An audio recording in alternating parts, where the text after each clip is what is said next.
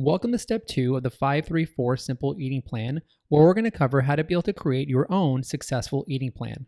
Now, the most important ingredient of the 534 Simple Eating Plan is going to be enjoyability. If you can enjoy the foods you're eating, the plan you're following, and the results you're seeing, then achieving success is going to be a breeze. Right now, during the planning process, is where you have the opportunity to make sure that you're going to create a plan that's going to be enjoyable, fun, and one that you're likely to stick to. So set the intention right now that you have 100% complete control of how much you can enjoy this process. So let's get started and jump into step number 1 of creating your plan. Step number 1 is to get familiar with the healthy foods list. Inside the 534 Simple Eating Plan, you're going to find a template that looks just like this.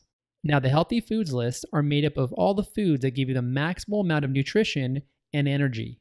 And when combined together in healthy meals, these foods will also help to activate your internal fat burning mechanisms. One of the secrets to losing unwanted fat is to actually let your body to do all the heavy lifting for you. And by eating the right combination of nutrients, your body can begin to get rid of any unwanted stored fat. So right now, I want you to pull out this healthy foods list and take a look at all the available food options on it. Now, this list is pretty comprehensive, but it doesn't include every single food option.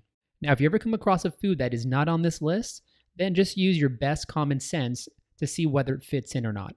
So now that you're getting familiar with the foods list, let's go ahead and move on to step number 2, which is going to be to create your meals for the next 5 to 7 days. You're going to find this meal creator template inside your program, and you're going to use it to begin to design your own healthy meals. Now, when creating your meals, what I would suggest is first going through and creating all your breakfast options for the week first. Then go into your lunch options, and then lastly, create all your dinner options all at once. Now, while going through this process, it's going to be likely that you find yourself running out of creativity. Now, this isn't necessarily a bad thing. In fact, eating the same few meals all week long will make it easier to stick to your plan. Now, it's probably likely that right now, you probably have a pretty good, predictable diet that you stick to, even if it's not healthy. So let's go ahead and start going through and start creating some of your meals. Now, remember to stick to the food options that you know you already like and that are easy for you to prepare. And now, this example would be a great example for either lunch or for dinner. And so in this example, for my protein, I would have chosen chicken breast. Now, from the list, you have several different options that you can choose from. This is just an example.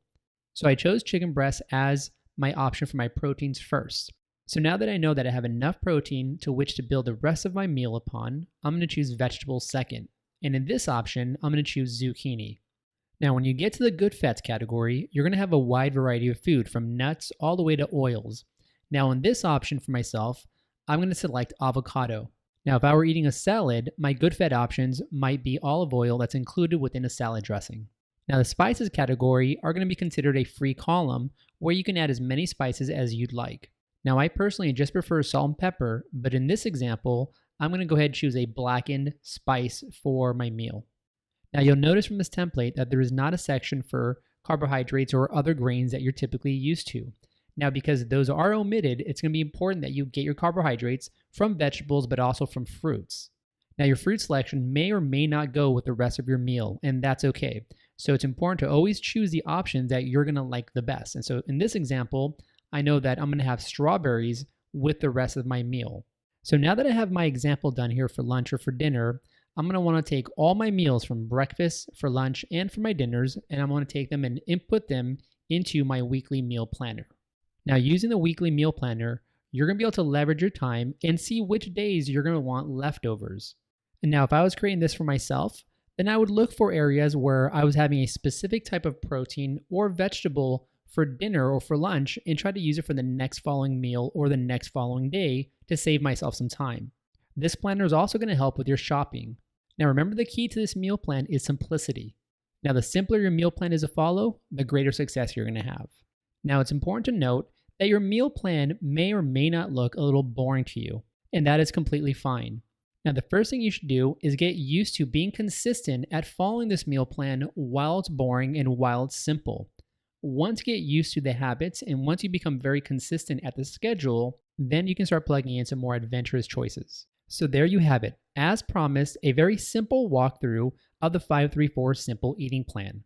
For 5 days a week, you're going to choose 3 meals a day from the 4 food groups. And another great thing about this program is that even if you're eating out to restaurants or you're on vacation, you can still follow this plan.